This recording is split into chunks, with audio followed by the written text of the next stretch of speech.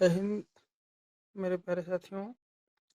और आज हम अनुपात के कुछ नए प्रश्नों पर चर्चा करेंगे। जैसा कि हम अनुपात के ही क्वेश्चंस डाल रहे थे और फिर अनुपात के ही कुछ क्वेश्चंस नए डाल रहे हैं आज, जिसमें पहला क्वेश्चन हमारा दिया गया है कि 1200 रुपये की धनराशि ए बी सी ए अनुपात बी अनुपात सी में 5, 7 और 13 के अनुपात में बांटी गई है।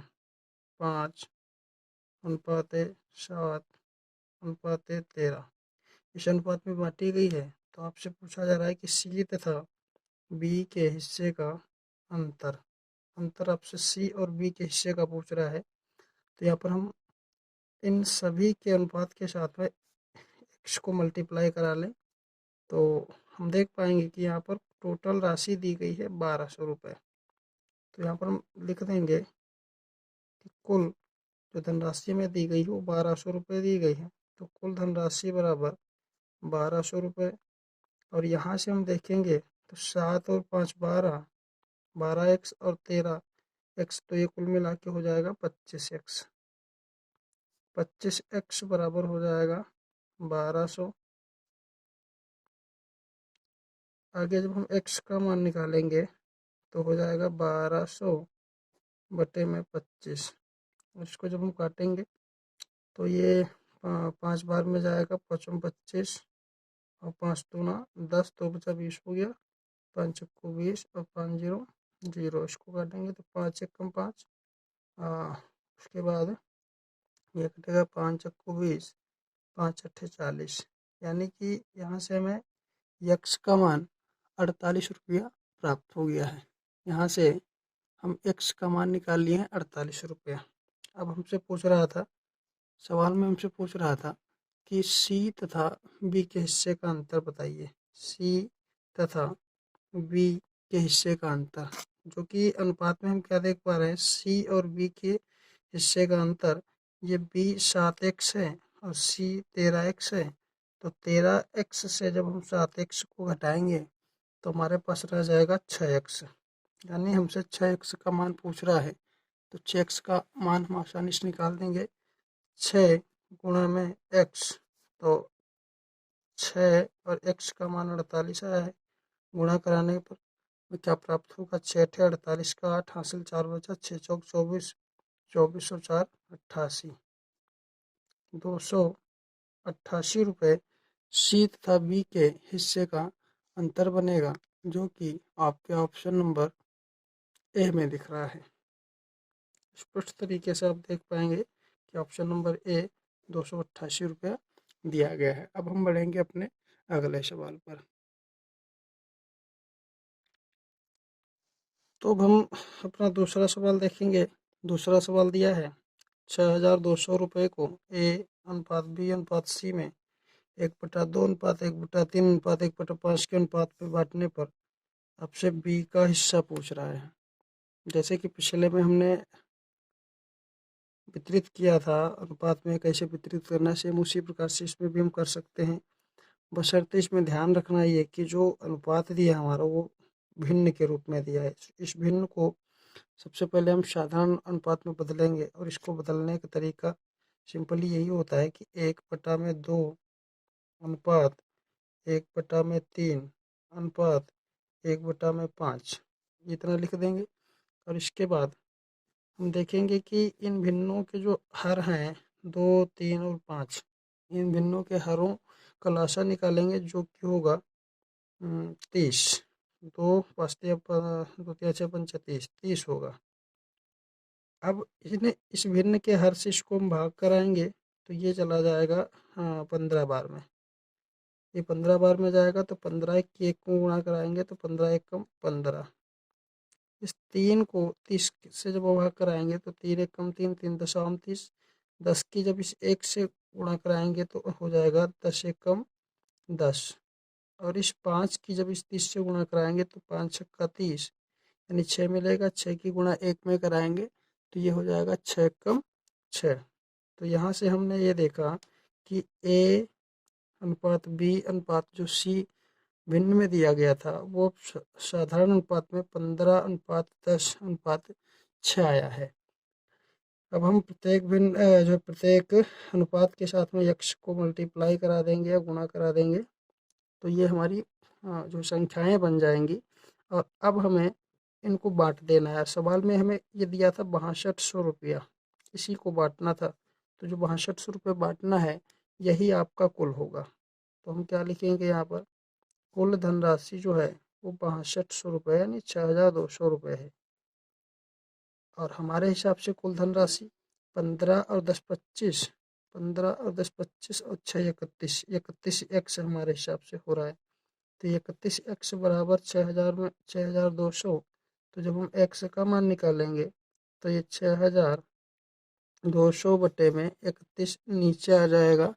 और जैसे ही आप इसको भाग लगाएंगे तो 31 दूनी में 62 होता है और 2 जीरो ये एज इट इज उतर जाएंगे। तो यक्स का मान हम जो निकाले हैं वो 200 आया है। अब हमें एक्स का मान 200 प्राप्त हो गया है।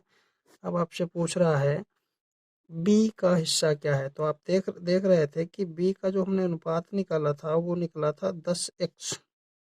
तो बस सिंपली करना है कि हमें 10x का मतलब 10 गुणा में x होता है, और 10 गुणा में x का मान हमने निकाला 200। तो x की जगह हम 200 रख देंगे। 10 और 200 की जब हम गुणा कराएंगे तो हमारे पास 2000 रुपया फाइनली आंसर निकलेगा, जो बी का हिस्सा होगा, जो ऑप्शन नंबर बी ही में आपको दिख रहा है। उम्मीद करते हैं ये सवाल भी बेहतर ढंग से समझ में आया होगा। और अब हम बढ़ते हैं अपने अगले प्रश्न पर। तीसरा प्रश्न हमारा दिया गया है कि 3600 रुपये के लाभ को ए बी सी में इस प्रकार बांटी जाती है जिसमें ए अनुपात बी बराबर 15:8 है। ए अनुपात बी बराबर 15:8 है। आगे दिया गया है बी अनुपात सी बराबर 7:8 दिया गया है। बी अनुपात सी बराबर 7:8 दिया गया है। तो इसमें आपसे ए का हिस्सा पूछा जा रहा है। पिछले सवाल के जैसे ही इसको भी हम आसानी से करेंगे। बस हमें इसमें देखना ये है कि इसमें जो बी है वो पहले ए के साथ में भी आ रहा है और बी के साथ में भी आ रहा, सॉरी सी के साथ में भी आ रहा है। तो इस बी का जो 2 बार का आना है इसे हम सिंगल करेंगे। और वो करने का तरीका क्या है, वो करने का तरीका ये है कि यहाँ पर हम लिख लेंगे ए अनुपात बी अनुपात सी। अब हम देख रहे थे कि ए अनुपात बी 15:8 दिया था, 15:8 लिखेंगे। आगे बी अनुपात सी 7:8 दिया गया था। तो इसमें बी का मान जो 7 है तो बी के नीचे यहाँ रख देना है और यहाँ पर हम दशमलव लगाएंगे, सॉरी अनुपात लगाएंगे। और बी 7 हो गया, अब सी 8 बचा तो सी के नीचे 8 रख देंगे। इतना हो गया। इतना करने के बाद ये जो जगह यहाँ पर सी के नीचे खाली बच रही है इस जगह को इस वाली संख्या से फिल कर देंगे। और 7 के सामने जो इधर जगह खाली बच रही है एक के नीचे, इसको हम इस वाले 7 से फिल कर देंगे। अब इन सभी की हम आपस में गुणा करा देंगे। गुणा कराने पर हम देखेंगे कि 8 8 64, 8 7 56 और 15 7 105। ये अनुपात इन सभी संख्याओं का बन पाएगा। और इन सभी में हम x को मल्टीप्लाई करा देंगे तो 105x, 56x और 64x हो जाएगा। अब इसी सवाल में टोटल जो धनराशि दी है, कुल दिया गया है, वो दिया गया है 3600 रुपये यानी 3200 रुपये। कुल जो धनराशि है वो 3600 रुपये दी गई है। तो हम यहाँ से देखेंगे कि इनको अगर हम कुल करें तो ये कितना बनेगा। तो यहाँ से देखेंगे तो 6 और 4 10 और 5 15 को 5 हासिल 1 बचा। 6 5 11, 11 और 1 12 का 2, फिर हासिल 1 बचा और फिर 1 में 2 जोड़ेंगे तो फिर 2 हो जाएगा, तो 225 एक्स हो गया। आप इन्हें जोड़ के देखेंगे, इन सभी अनुपात को जब जोड़ेंगे तो आपको 225 एक्स ही मिल पाएगा। अब 225 एक्स बराबर 3600। तो जब आप एक्स का मान निकालेंगे तो 3600 बटे में 225 होगा।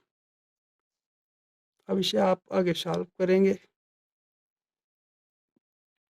सॉल्व करने पर आप देख पा रहे हैं कि 6 3 9 और 5 2 7 2 9, दोनों संख्याएं 9 से कट रही हैं, तो इसको हम काट देंगे। 9 दूनी 18, हासिल 4 बचा 45 हो गया, तो ये हो गया 9 बचे 45। अब इसको काटेंगे तो ये कट जाएगा, 9 चौके 36 और 9 जीरो में 0, 9 जीरो 0। अब इसको 25 को मैं 400 से फिर भाग करना है एक बार, और हम यहाँ चेक करें तो 55 25, 400 को जब हम काटेंगे तो 5 चौठी 40 और 5 जीरो 0। अब फिर 5 से इस 80 को काटेंगे तो ये पूर्णतया 16 बार में कट जाएगा। आप काट करके चेक कर लेंगे। यानी एक्स का मान जो है वो हमने 16 निकाला है। एक्स का मान 16 निकल गया। अब आपसे ए का हिस्सा पूछ रहा था। इस सवाल में आप देखेंगे कि ए का ही हिस्सा पूछा गया था, एक बार देख लिया जाए। ये देखिए, इसमें ए का हिस्सा पूछ रहा था कि क्या होगा। तो ए का हिस्सा हम आसानी से निकाल सकते हैं कि ए के पास टोटल था कितना। ए के पास टोटल 105 एक्स था, आपने यहाँ पर देखा था 105 एक्स। तो 105 एक्स का मतलब हो जाएगा 105 गुणा में एक्स। तो 105 और एक्स का मान निकला है 16। अब इसकी हम जब गुणा कराएंगे, गुणा कराने पर हमें प्राप्त होगा 16 5 80 का 0, हासिल 8, 16 जीरो में 0 और 8 जोड़ेंगे तो 8 हो जाएगा, 16 एकम 16। तो यहाँ से हम देख पा रहे हैं कि जो ए का हिस्सा निकल रहा है वो 1680 रुपये फाइनली निकल रहा है, जो कि आपके ऑप्शन नंबर डी में दिया गया है। उम्मीद करते हैं यह सवाल भी आप समझ पाए होंगे। अब हम बढ़ते हैं अपने अगले सवाल पर। अगला सवाल हमारा सिक्कों से संबंधित सवाल है, जिसमें आप देखें कि क्या इसमें पूछ रहा है। कह रहा है कि एक थैले में 1 रुपया 50 पैसे और 25 पैसे के कुछ सिक्के हैं जो कि 5:6:8 के अनुपात में दिए गए हैं, और कुल राशि जो बन रही है वो 240 रुपये बन रही। सभी सिक्कों को जब मिलाया जाता है तो 240 सिक्के नहीं, 240 रुपये बन रहे हैं, यहाँ पर लिखा है।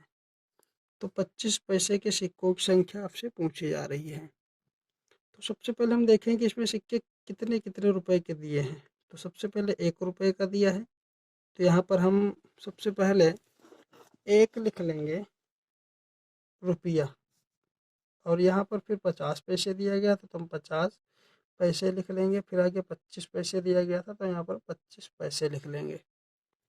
एक चीज़ पे ध्यान देनी है कि यहाँ पर जो 1 रुपया लिखा था तो इसको भी हम पैसे में परिवर्तित कर लें तो सभी जो इकाई हैं वो बराबर हो जाएंगी। तो यहाँ से पता चला कि 100 पैसे का सिक्का, उसी को हम 1 रुपये का सिक्का कह सकते हैं, 50 पैसे का सिक्का और 25 पैसे का सिक्का। अब इन सिक्कों का जो अनुपात दिया गया है वो ये दिया गया है,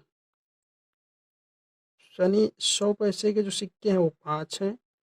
देख पा रहे हैं कि 1 रुपया या 100 पैसे का सिक्का 5 होगा, और 50 पैसे के सिक्के 6 होंगे, और 25 पैसे के सिक्के 8 होंगे। यानी ये क्या है, ये है सिक्कों का प्रकार, सिक्के किस प्रकार के हैं। सिक्कों का प्रकार माने सिक्के कैसे हैं, कितने रुपए में हैं। और ये जो दिया गया है ये सिक्कों का अनुपात दिया गया है।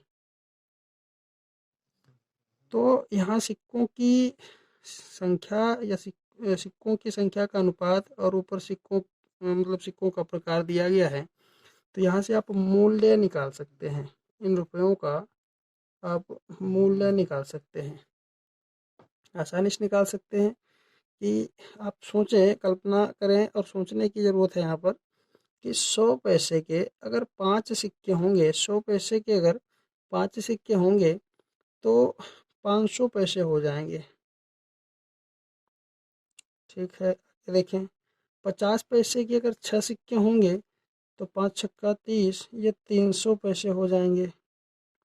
आगे देखें 25 पैसे के अगर 8 सिक्के होंगे तो 25 8 में 200, यानी ये 200 पैसे हो जाएंगे। ये सब पैसे हैं।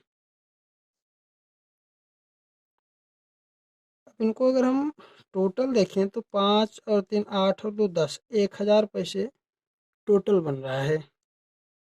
1000 पैसे ये कुल मूल्य बन रहा है, ये हमारा मूल्य बन रहा है। जबकि सवाल में हमारे मूल्य दिया गया था, सिक्कों की जो राशि दी गई थी या जो मूल्य दिया गया था वो 240 दिया गया था। तो यहाँ से हम आगे क्या करेंगे, हम लिख सकते हैं आगे कि जो मूल्य है तो सवाल के हिसाब से 240 रुपया था।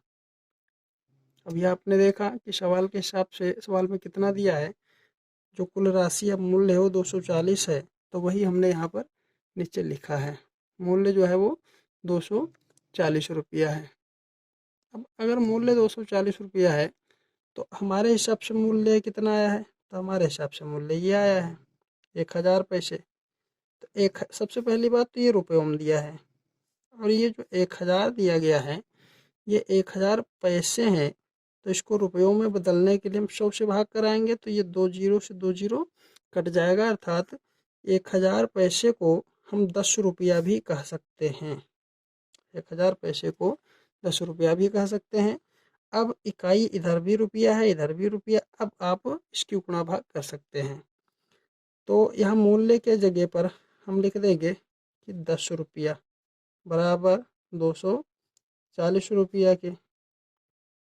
तो जब यहाँ 10 का मान 240 है तो एक एक का मान क्या हो जाएगा, रुपया ना कहकर इनको अगर इकाई या यूनिट कहें तो वो भी बेहतर रहेगा। तो एक का मान क्या हो जाएगा, 240 बटे में 10, ये वाला नीचे आ जाएगा, जीरो से जीरो कट जाएगा, यानी एक का मान जो आया वो 24 आया। और जैसे ही एक का मान 24 आया तो आगे हम क्या हमसे पूछ रहा था सवाल में, हमसे पूछ रहा था कि 25 पैसे के सिक्कों की संख्या ज्ञात करें।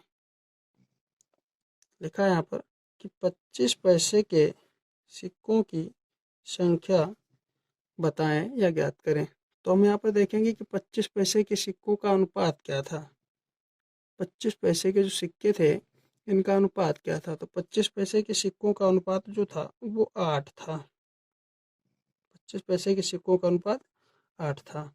और एक का मान जब 24 आया है तो इस 8 का मान ही आपसे पूछ रहा है, तो बस करना कुछ नहीं है,